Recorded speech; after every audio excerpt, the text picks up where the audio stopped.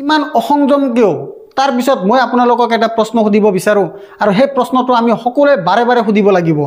3 দিনৰ পিছত সংঘৰ্ষ বিৰতিৰ ঘোষণা কেনেকৈ ভাৰত উপকাৰী হ'ল আটাইতকৈ ডাঙৰ কথা যিসকল পেহেলগামত যি কাৰ্য সম্পন্ন কৰিছিল সিহঁত ক'ত আটাইতকৈ ডাঙৰ কথা বেচৰণত সুৰক্ষা কিয় উপলব্ধ নহ'ল এই সকলো প্ৰশ্ন কৰা হ'ব আমি এইটো সুধিব লাগিব যে অপাৰেশ্যন সিন্দুৰৰ সময়ত আমাৰ লগত কোন আছিল কাৰণ চাওক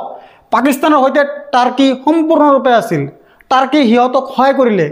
চীন সৰলভাৱে ক'লে যে আমি পাকিস্তানৰ সাৰ্বভৌমত্ব বগৰাই দিব নোৱাৰোঁ আমাৰ সৈতে কেৱল ইজৰাইল আছিল কিন্তু তাকো মুকলিকৈ নাছিল